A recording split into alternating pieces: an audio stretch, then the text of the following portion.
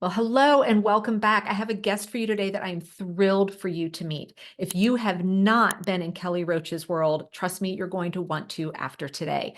My name is Megan Sumrell. I'm a time management expert for women, and I'm on a mission to bring work-life harmony into homes all over the world through all things time management, organization, and planning.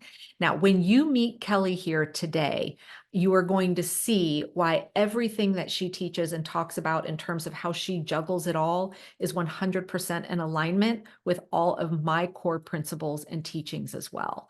And so if you have ever been struggling to figure out, I have goals for my business, for my life, for my career, whatever they are, and I have goals for my family, right? How I want to show up for my family, but you feel like they're constantly at war with one another. Well, that's what we're going to be diving into today is how do we have goals that marry our family and our work life together so that they support one another. So let's go ahead and dive into the conversation. Welcome back to Work-Life Harmony. I have a new guest for you all today that is super fun for me because I was just sharing with Kelly before we started recording. I've actually known about her for a very long time, so this is a great opportunity for us to chat as close to in real life as we can. I'm going to let Kelly give you a little bit about her background, but I was first introduced to her as a fellow entrepreneur.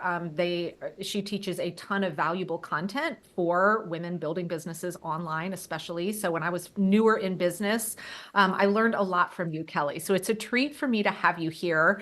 And we're going to be talking today about something that's near and dear to my heart, which is how do we build a business as women that supports our family goals instead of feeling like we're constantly push pull battling, feeling guilty with all this stuff. So Yeah. welcome to the show, Kelly. I'm so thrilled that you're here. Thank you. I'm excited to be here. So why don't you tell everyone a little bit about yourself, your journey in entrepreneurship, and how you kind of got to where you are today? Absolutely. So, I'm a business mentor and strategist. I have been in the entrepreneurial world since 2012, and I help individuals to build six, seven, and eight-figure businesses online, really focused on the strategic innovation side of things so that people can build family and faith-first businesses. So definitely, theme of the show is near and dear to my heart. I have a 10-year-old daughter, Madison, been with my husband for 18 years now, which is amazing. And, definitely, I think where I've really put a stake in the ground is trying to bring back to the entrepreneurial world, remembering why we're doing what we're doing in the first place, right? Yeah. And I think that, especially for women, there's always kind of been this push pull of you can have it all ish, Yeah, right. Or right? you can have it all, just not at the same time, or Yeah, whatever caveats they put around that. which Yeah. I actually don't resonate or believe that, but I do think it takes a lot of intentionality around your business and life design and a lot of thought and a lot of planning and sacrifice. But with planning and intention and sacrifice, you can in fact have it all. You can have a wildly successful and profitable business, a thriving marriage, time with your family, great connection with your children, and you can get to take care of yourself too. And so that's kind of a little bit of my motivation in helping people build really successful businesses, being able to see the other side of the reason why we build successful businesses. Oh, and I mean, for folks that have been listening to the show with me for years, you understand why I have Kelly on the show. That is Mhm. everything that we talk about here. It's at the heart of the top program around leaning into planning so that we aren't pulled in 10,000 different directions all the time. I would love to start first with learning more, because I think this means different things to different people. Mhm. What do you mean when you say a family first business? Yeah, I mean, to me, it's being available when our children are available, right? And so, like, I'll give the example of me. Like, Madison is 10, right? So, I have six companies in my portfolio now. I run, multiple businesses on the Inc. 5000 list. There's a lot going on. However, what's really important to me is when she wants to have a play date, that the answer is always yes, and that I can be available to be the supervising parent to do that. when she has a cheer competition, when she has one this weekend, that I can be available and present to do that. And by the way, I'm in the middle of a live launch right now, and I'm not going to be launching on Saturday. I'm going to let my team run the show, and I'm going to be at Madison's cheer competition. So to me, family first means that you make your business and life decisions with consideration of what your family goals are first, and then you build a successful business and life plan around that. And I don't think that that means that you can't or won't be successful in business, but it does mean that you have to be, strategic. And also, let's be honest, I think for women there's a lot of guilt around asking for help. There's a lot of guilt around letting go of things at home that Yep. add zero value for you to do. I mean, if I had $1 for every woman that's like, and I was up until 10 o'clock scrubbing the kitchen floor and doing the dishes and blah, blah, blah. And I'm like, no, no, no, no. Like, you can afford to have someone do that for you, and that adds zero value to your family. Your family is not laying in bed at night. God, I'm so thankful that Jenny Ray stayed up until 11 o'clock and scrubbed the kitchen floors. They don't care who scrubbed the kitchen Nor floors, are they even noticing half the right? time they got scrubbed. Exactly. But what they do care about is when they're like, Mom, can you play a game of Uno with me? That the answer is yes. And so that's why I say being intentional, because I see so many women that do things out of like guilt, habit, and obligation that add no value, but take their time. And then they don't have time for the things that actually do add value, which is, those interactive and very like precious and core moments with their family and in their business. So it's just making those decisions, right? And I love that you said, your specific family goals, because I think it can Yeah. be really hard sometimes for women to admit that maybe there's something child centric we don't want to do. Like for me, I Yeah. had a huge, so we're on kind of similar paths. My husband and I will be married 18 years this year, Yeah. and my daughter's 13. So Okay. kind of in Yeah. that same Yeah. stage of life. Yeah. And I can remember, but when she was really young, I was so excited for her to go into school and like field trips. I was like, I'm going to Uh-huh. be like, that's going to be so much fun. Uh-huh. And I went on my first field trip and discovered within the first 10 minutes, I'm not a field trip mom. Like Yeah. I hated every minute of it. Yeah. And Yeah. then I felt guilty for saying I don't want to volunteer to be the mom that goes on field trips. And it took me a long time to get to that place. Yeah. And so I love that you said, your specific family goals, because I Yeah. think part of that, if you are juggling a business and you're a mom, is being okay with saying, it doesn't mean I have to do every possible thing with my child Yeah. either. Maybe there are I things mean, I say no to so that there are the things I really enjoy doing, I'm available for. 1,000%. And I think that that also comes down to knowing your spouse and knowing your children and knowing what they value in their relationship with you and what they're craving.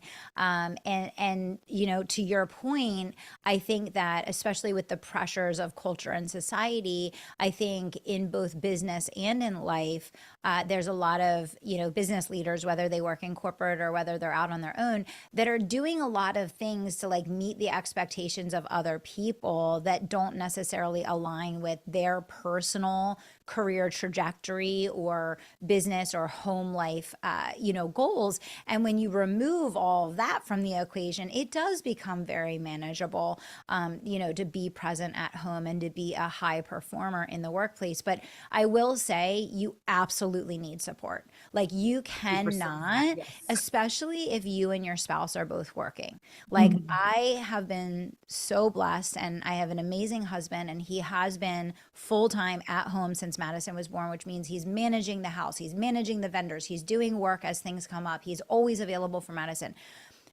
That if you do not have that scenario, you have to hire help to fill that gap. And part of your business plan or your career plan, if you're an executive or you're a manager, you're a leader, part of your income has to go towards filling those gaps, because otherwise it will cause marital issues. It will cause a huge divide between you and the family.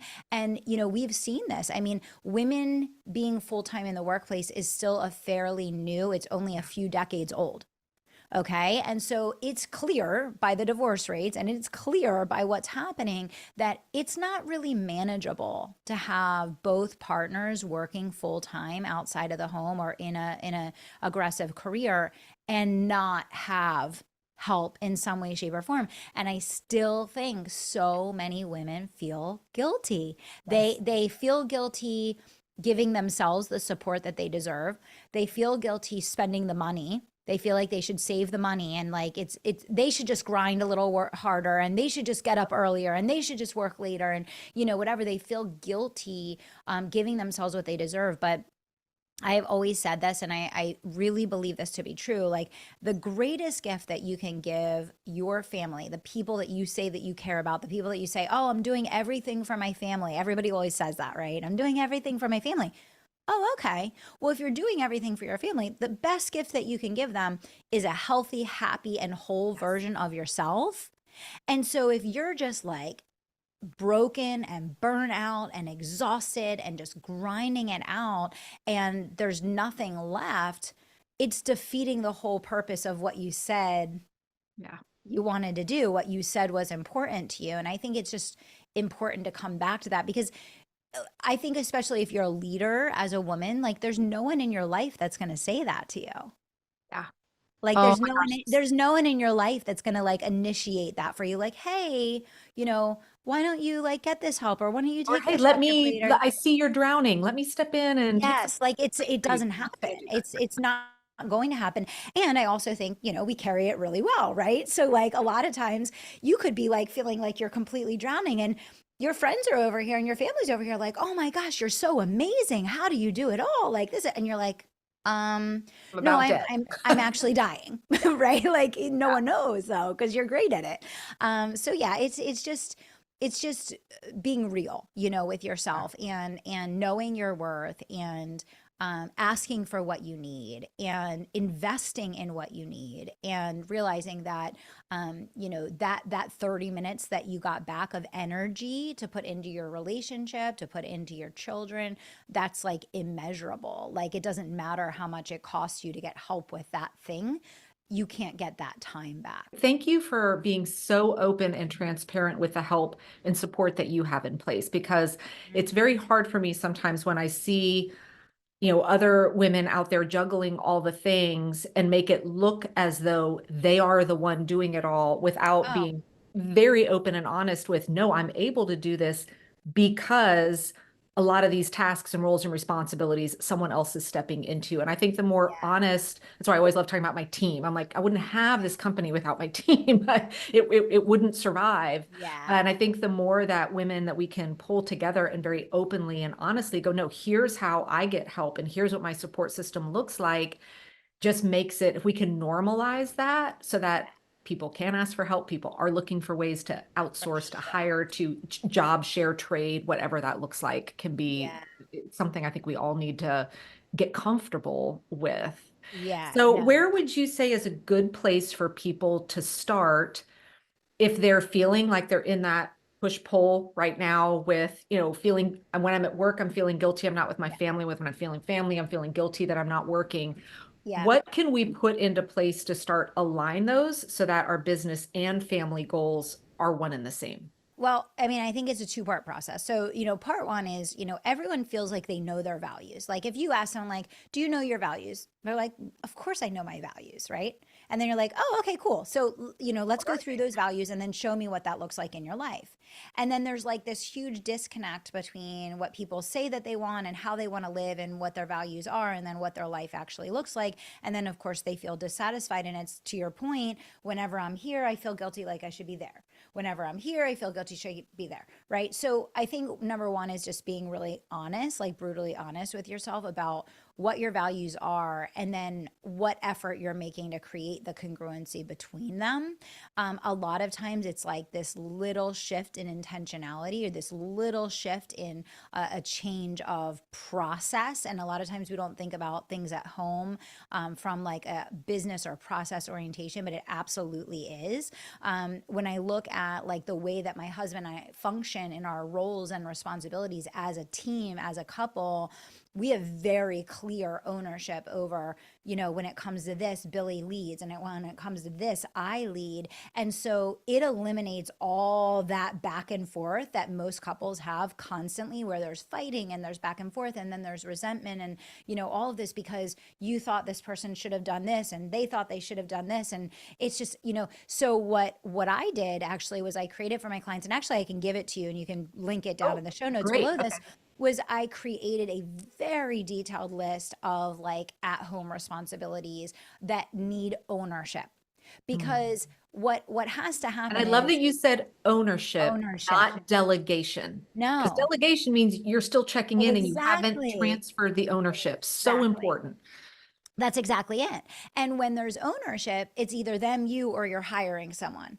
And what it came down to be is it's an extra 40 to 60 hours a week that someone has to take on. And so if you and your spouse are both So this working, is when you listed up all of the things that one of you owned. yeah. Wow. But like we get a lot of help too, right? So the thing is no wonder everybody's burnt out and going Right? insane and Yeah. feels like they can't have a marriage and feels like they don't have time with their children because they're working 40, 50 hours a week. And then the at home responsibilities are like another 30 hours a week per person on top of that. And it's like this math doesn't math. Yeah. Right. And so it's one thing if like one of the partners is going to be home full time and they're going to take a really significant portion of that, which Billy does in our life. That's not possible for everyone, right? That's Correct. not Yeah. realistic for everyone. But I will say, like, even when I was just getting started in my corporate job, when I started my corporate job, I immediately hired someone to do cleaning for me. I immediately hired someone to do laundry. I immediately started sending out my dry cleaning. I took all these home things off my plate before I was even in a relationship with Billy because I wanted to be able to sustain peak performance in my job and also be able to have a life. And we have to think about investing in ourselves in that way. I started doing that when I was 21 years old. I wasn't this like wealthy 8-figure business owner. I was in a entry level job and I was making commissions and I was working really hard to get to my budget and to make my bonuses as a new person early in my career. But I already knew at that point that it wouldn't be sustainable if Mhm. I didn't focus on identifying what are the things that add value for me to do and what are the things that don't add value. And I think that for everyone listening, there's always this guilt around spending the money. And it's like, I don't have that money. No, you do. And you're spending your time doing things that if you spent that time on high value tasks in the business, you would 10x that. You would take back your time. You could take part of that time for the business, part of that time for the family, and you're still netting more income. And you could Right. even, it might just be taking time for you to rest and recharge For so sure. that you show up at a higher, For sure. frequency and all of that. And it's funny when you were talking about 21, I was thinking back to right out of school, the big thing that I did first is like investing in myself as a, single gal with her first job. I'm old enough that, I had to wear clothes that needed to be ironed and pantyhose and all of that. And I can remember at night sitting there ironing, like ironing in front of the TV. And it just literally was soul sucking for me Yeah. to iron. I Yeah. hate it. And I finally was like, okay, but I'm thinking I can't afford to dry clean this. Yeah. And then I took a look at my budget and I was like, Megan, you could eliminate like two small things in Yep. exchange for Yeah. paying someone else to iron these clothes for you. And the self-satisfaction that I Oh got, yeah. I was in Oh such a yeah. good mood. I Oh rested yeah. better. I slept better, all of it. It doesn't have, I think we all think, oh, this is going to cost $1 million to It's get help. not. It can be small It's incremental things like that. absolutely. And you know what? You can even get an intern for 10, 15 bucks an hour. Like there's just where there's a will, there's always a way. Let's put it that way. It's Yeah. not about like that you need to be at this level. It's not about that you need to Yeah. be making so much money. And again, like to your point, I had the same experience. That's why I started sending my suits out for dry clean because I was in sales. I had to wear suits basically every day. And I was like, I'm not doing this. This is insane. Like I need time to recharge after working 60 hours a week to like get myself in a mental space to be able to go out and do the work. And so I think it's just being like brutally honest with yourself about where are you spending time on non-value add things and kind of just getting over the spending the money, spending the time, pushing through the discomfort. And then this is what I always say, it's keeping yourself accountable to say, okay, I'm going to spend this extra $500 a month, or I'm going to spend this extra $1,000 a month to get help on this thing. And I'm going to make sure that when I take back my time, that I make far more than that as a return on that investment. And so it's just thinking about it that, in that way. Now, how do we go about, if we've thought about our values and we're putting some intentionality around that, what suggestions do you have on kind of bringing the whole family so this does become a family goal and everybody's on the Yeah. same page? I mean, we actually, at the beginning of the year, every year, we set our family goals for the year. Whenever I'm doing a launch, we kind of talk about like, okay, like what are our goals? What is the decision that we're going to make after this? We each go around, we talk about the trips we're going to do for the year. What's your vote? What's your vote? Everybody gets a vote, right? So it's just, I think that's one of the other big things. I think a lot of resentment can build in a family when, one person is an entrepreneur and they're like grinding it out. And let's just be really honest, there's seasons of sacrifice. Absolutely, there are seasons of sacrifice when you're building something. And if it's just you, just like on this journey, like, oh, I'm doing this for my family, and then you're like never available and you're not talking to them about it and they don't see the positive outcome of it, then like, why would they be excited and be supportive? Whereas if you integrate them into, okay, like these are my goals for the year, this is what I'm working towards. Let's plan and talk about, like, as a family, like, what does this mean for us? And what are the decisions that we're going to get to make? And what are the things that we're going to do together as a family as a result of this, sacrifice, this investment, or this time that I'm spending? And again, I think more than anything, it's keeping in mind that what our families want from us more than anything is time together. Time together, experiences together. So I think if you remember that, it makes it a lot easier, because I think so many entrepreneurs put so much pressure on themselves to buy and do and have and create. And I love money and I like building wealth, and all of that is really, really good. But I know, and I'm crystal clear, that if Madison had a choice, mom could make another $1,000,000 to put in the bank account, or she can come up in your room and she can watch you do your aerial silk for an hour. You better believe she's going to choose for me to come up and watch her do the aerial silk for an hour. And it's remembering that every single day and like holding those things in balance. Right? On one hand, I have to do the future oriented thing because she doesn't know that she may need to have a support, right? If something were to happen, we want our family to be taken care of, right? But on the flip side, it's remembering what actually matters to the people that you're doing it for. Yeah, and I love how you talked about bringing the whole family in on the goals. That was something I didn't do well early in business.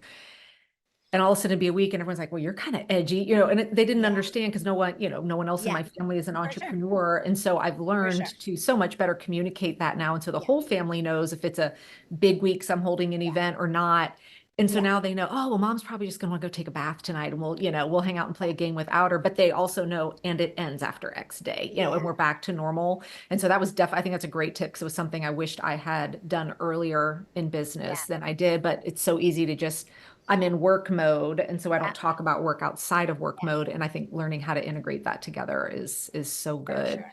Yeah. Now, I know that you have, and I know we're running out of time, but I would love for you real quick to share a little bit about this Kairos that I've seen you talking about. Yeah, so I launched a program on the mental game of leadership, about a year ago, because what I was finding was, obviously I've been a strategist for over 10 years in the entrepreneurial space. I help people build very substantial and successful businesses. But I was really looking at what is the difference between people that, survive versus people that thrive. And, the mental game is really at the heart of that. And, for me, I had always really kept my faith very separate and very private. I never talked about it.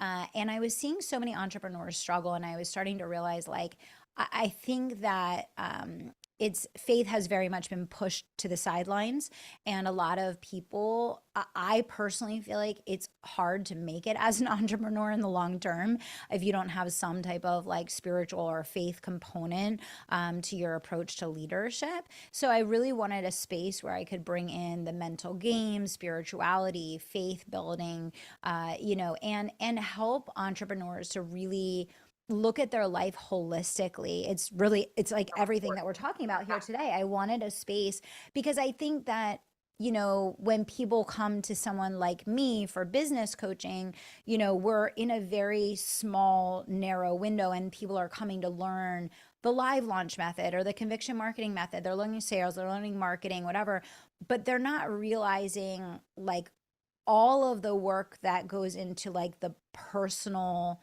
growth to become the person that has built what I've built, if that makes sense. And I 100%. wanted a space for people that were interested, that are like, yeah, I Not get just the it. pragmatic, It's more than visible. just like, it's more than just a grind of taking action. Like Yes, there's a 100%. psychology, there is a mental game, there's a faith component, there's this holistic life building. Like I look at the trajectory of what I've done, it's been 12 years now, and I've seen so many people come and go. I've seen so many marriages fall apart. I've seen so much drug and alcohol addiction. I've seen so much psychotic, like mental, issues in the space. I've seen a lot of people that were either my peers or even people that were, beyond me, that like they're gone. Like, Yeah. and so I wanted a space where I could help people that really want to build something sustainable that's going to last, with consideration of their faith, their family, their life. And it doesn't mean you're setting lower goals. I'm a huge dreamer. I love helping people, set big goals, but it's like doing it in consideration of, and in a way that is not destructive, but instead constructive, for your life. I mean, for anyone that has done any goal setting work with me, it's one of my biggest pet peeves, which is what I love what you're doing, Yeah. is when people hold these goal-based workshops that are, I call it basically setting goals in a vacuum, where you Yeah. leave your real world, you go Yeah. dream big, you create all these goals, and then we never address, but Yeah. here's the reality, and here's Yeah. everything else in my life. How do I marry Yeah. these together Yeah. so that it is sustainable, so that it is realistic, and it's not just I fizzle out in 3 years because I went too hard too fast. Yeah. Yeah. Thank you so much for being here today, Kelly. Where is the best Yeah. place for people to connect with you? Definitely. Well, I would say come listen to the Kelly Roach show. Definitely. I Yes, it's release a 2 episodes a fantastic week. podcast. Highly recommend. Thank you. Yeah. So come listen to the show. It's just, I pour into it every single week, and there's always something new. It's always on the cutting edge of what's happening, in the growth space. And, I'm on social media. Pop in my inbox. Come say hello. Say you heard me on the show. I'd love to connect. Wonderful. Thank you so much, Kelly. Thanks for having me.